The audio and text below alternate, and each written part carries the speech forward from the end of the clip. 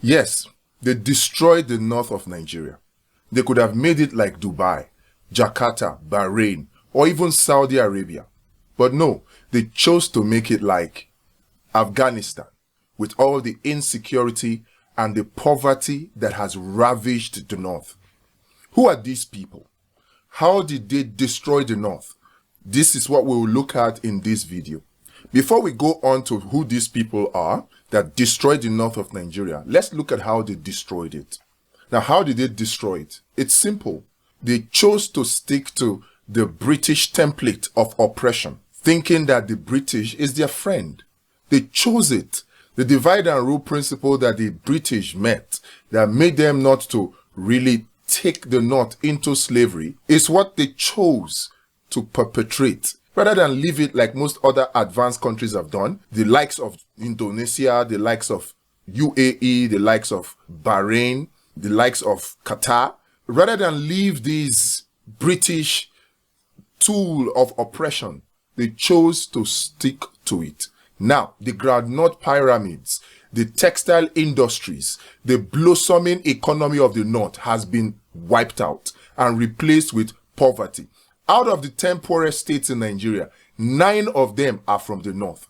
And who caused it? Who did this? Who did this? Who brought so much poverty to the north? Who brought so much out of school children from the north? 80% of the out of school children in the whole of Nigeria are from the north.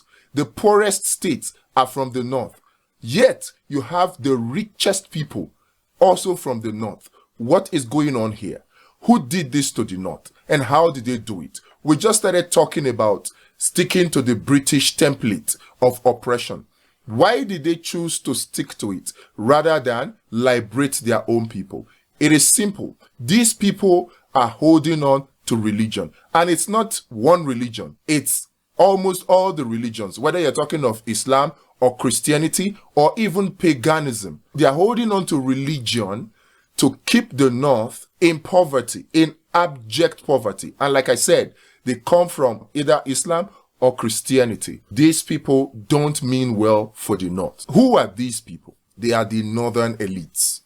The northern elites who refused to step away from the British blueprint of oppression, which thrived on the gap between the extreme rich and the extreme poor.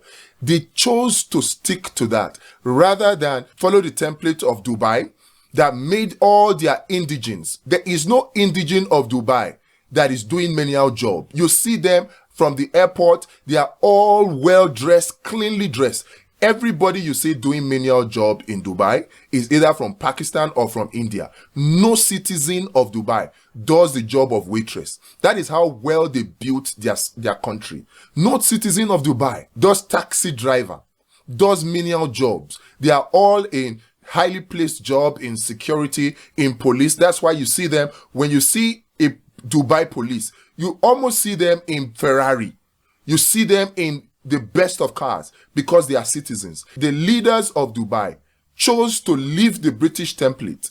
Don't forget they were operating the British template before, like our leaders are doing now. They were operating the British template, and as long as they were operating that British template, they were poor. Remember, there was a time when the UAE, even Indonesia, Singapore, they came to Nigeria for loan. That was the time they were operating the British template.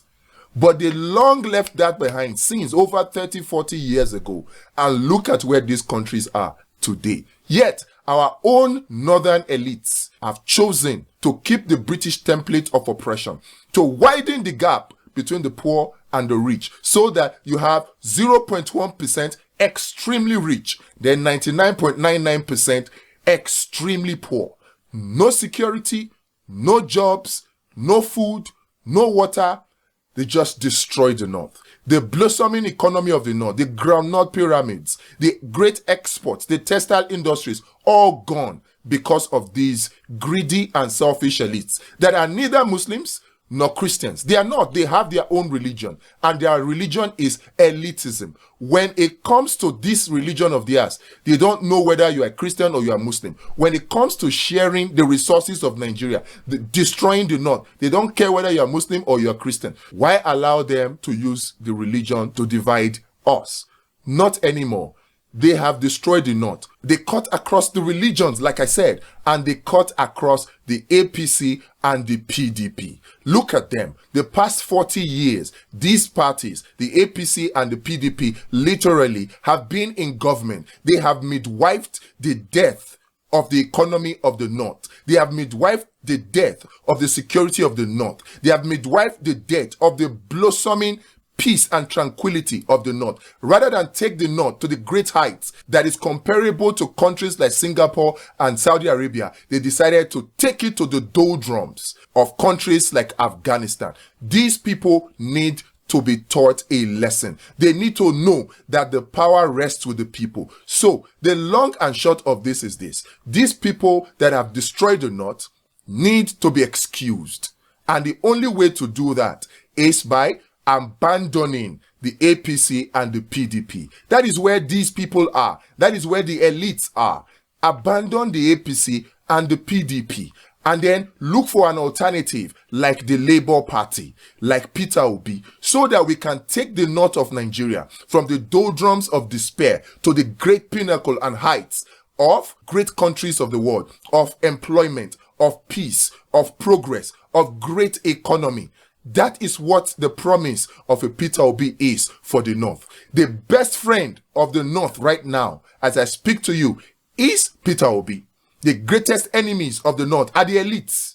They are the elites. And if we are going to change the story of the North, if we are going to change the narratives of the North, if we are going to change and bring back the groundnut pyramids of the North, if we are going to bring back the great textile industries of the North, if we're going to bring back the manufacturing prowess of the North, the pan of this world, the textile industry of this world, the Katsina rolling mill, the Plateau steel rolling mills, if we're going to bring those things back and make the North the epitome of success that it once was. Remember that the North was part of the West African province of Mansour Musa. That was the greatest and richest man in the world at some point. Let's bring back that glory. Let's bring back the glory of the Nok people.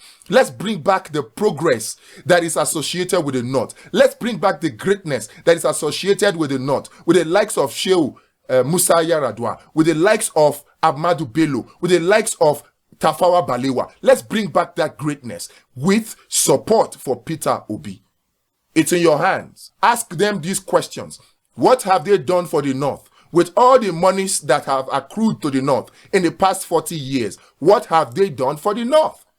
Absolute poverty is what they have brought. Absolute insecurity is what they have brought. So it is time to excuse them, like I said, and embrace a better option, the Labour Party option, the Peter Obi option.